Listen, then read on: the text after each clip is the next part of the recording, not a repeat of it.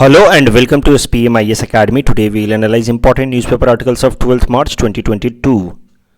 Please note you can download the PDF version of today's newspaper analysis by clicking the link given in the comment section. You can also join our WhatsApp group through the link given in the description section for more study materials. This is the list of the topics that we will be covering from today's newspaper. The first article is about India misfiring a missile on Pakistan, and this topic is important from our syllabus GS paper 2 international relations perspective. देखिए काफ़ी छोटा सा news है लेकिन इससे related कुछ important information हम देखेंगे. 2 दिनों पहले यानी कि 9 मार्च को पाकिस्तान की तरफ से एक इन्फॉर्मेशन निकल के आई कि एक इंडियन मिसाइल वहाँ पे लैंड हुआ है.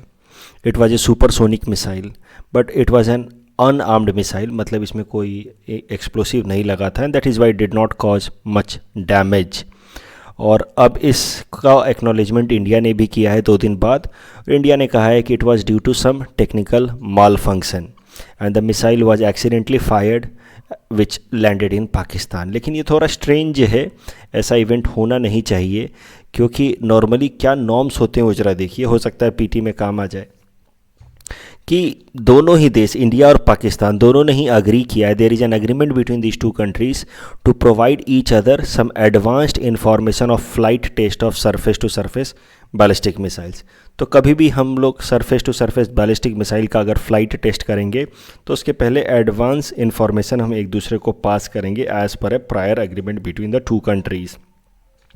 और ये जो प्री नोटिफिकेशन का अग्रीमेंट है that is in place since 2005. तो इस हिसाब से अगर इंडिया ने जब टेस्ट किया था तो ये इन्फॉर्मेशन पाकिस्तान को होता तो इस तरीके की घटना नहीं होनी चाहिए थी.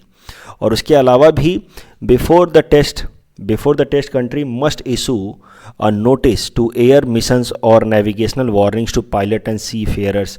तो एक अग्रीमेंट है कि इस तरह का कोई भी टेस्ट करें तो आप एयर मिशंस या पायलट्स या सी फेयरर्स को हर तरह के इस तरह के जो भी एंटिटीज़ हैं जो मिसाइल से के फायरिंग रेंज में आ सकते हैं उनको पहले इन्फॉर्म करना होता है.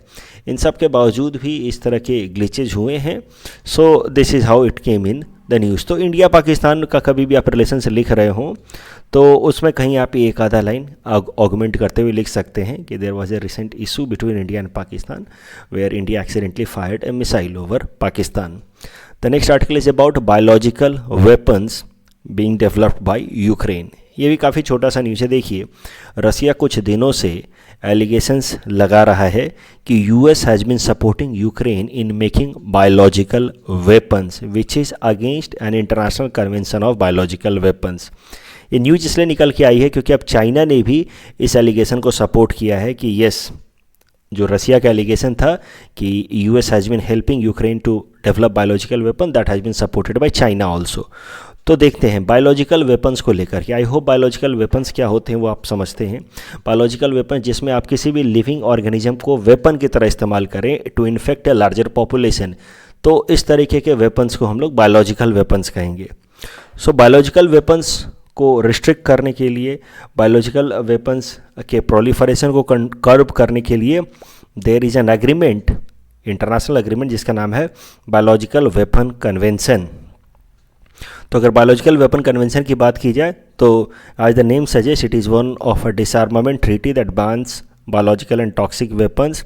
तो इस कन्वेंशन के हिसाब से development, production, acquisition, transfer and stockpiling of such weapon is prohibited. आप नहीं कर सकते इस तरह के बायोलॉजिकल वेपन्स का इस्तेमाल, डेवलपमेंट नहीं कर सकते. ये सरीन गैस, ये न्यूज़ में था. मुझे लगता है sarin gas based biological weapon news में था क्योंकि सीरियन सिविल वॉर के टाइम में ऐसा एलिगेशन लगाया जा रहा था कि सरीन गैस का इस्तेमाल किया है बशर अल असद की सरकार ने अगेंस्ट फ्री सीरियन आर्मी.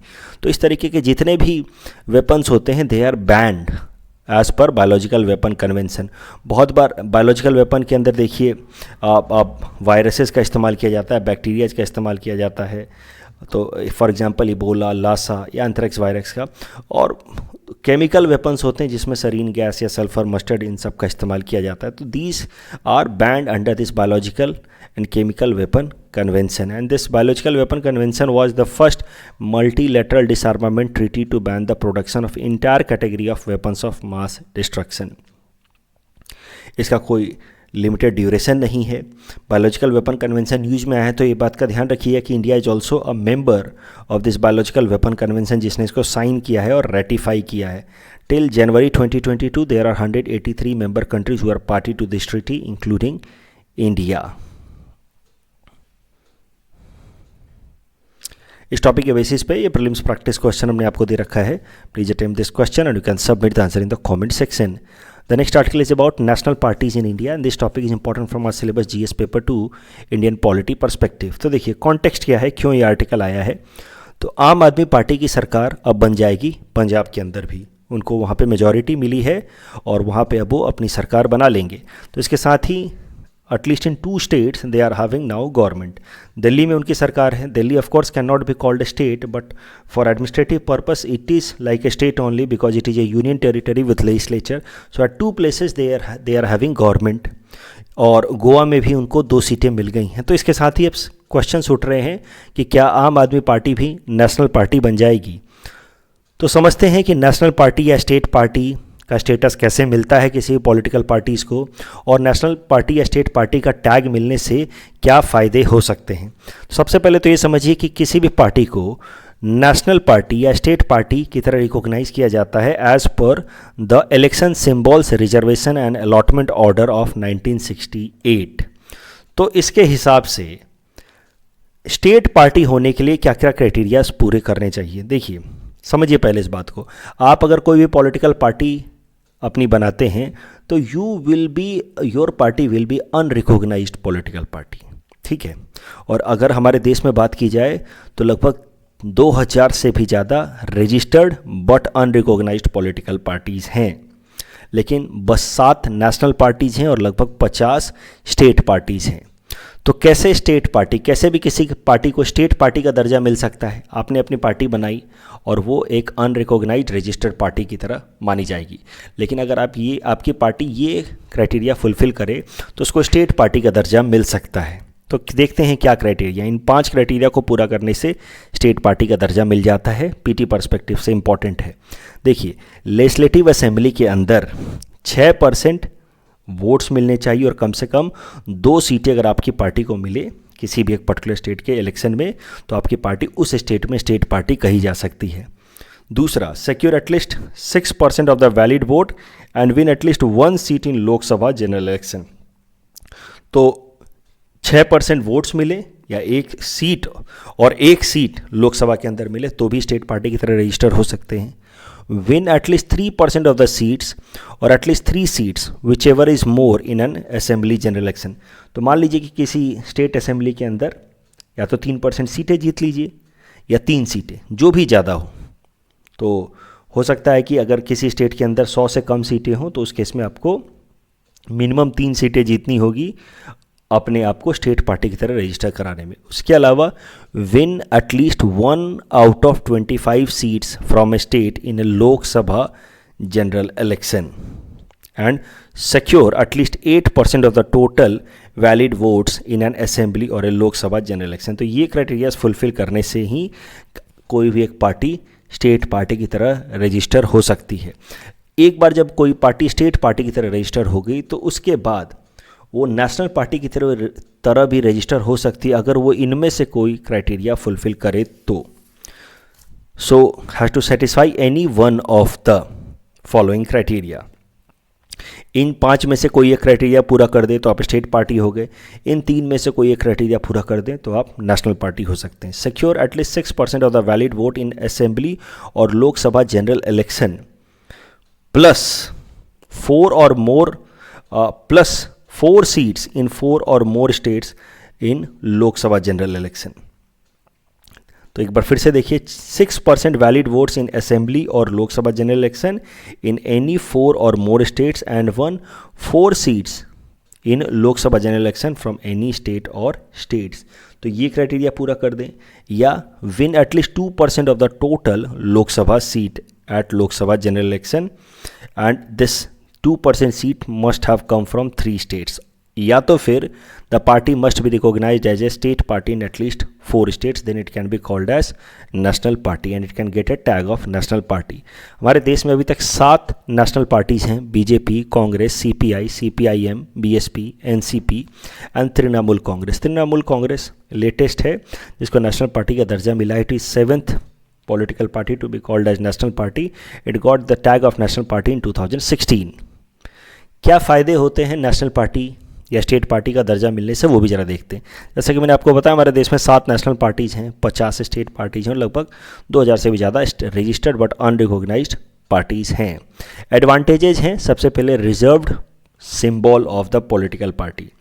तो अगर आप स्टेट पार्टी हैं तो आपको उस पर्टिकुलर स्टेट के अंदर आपका एक खुद का इलेक्शन सिंबल का आपको एक राइट मिल जाएगा जो आपकी पार्टी के सारे कैंडिडेट्स इस्तेमाल कर सकते हो और कोई भी उसका इस्तेमाल नहीं कर सकता। फॉर एग्जांपल आप देखिए कि समाजवादी पार्टी, इसका चुनाव चिन्ह जो साइकिल है, अब वो साइकिल चूँकि समाजवादी पार्टी एक स्टेट पार्टी है यूपी के अंदर, तो साइकिल का इस्तेमाल और कोई पार्टी नहीं कर सकती यूपी के अंदर। वैसे ही अगर आप नेशनल पार्टी हैं तो आपको एक चुनाव चिन्ह मिलेगा जिसका इस्तेमाल कोई और पार्टी नहीं कर सकती। उसके अलावा और भी कई सारे बेनिफिट्स हैं स्टेट पार्टी या नेशनल पार्टी बनने के।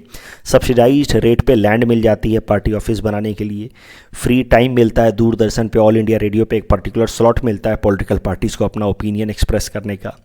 तो ये सब कुछ फ़ायदे हैं पॉलिटिकल पार्टीज़ को अगर वो स्टेट या नेशनल पार्टी की तरह रजिस्टर रिकॉग्नाइज होते हैं। तो इस टॉपिक के बेसिस पे ये प्रीलिम्स प्रैक्टिस क्वेश्चन हमने आपको दे रखा है। This should be question number 2 not question number 1। इसको मैं ठीक कर दूंगा इन द PDF।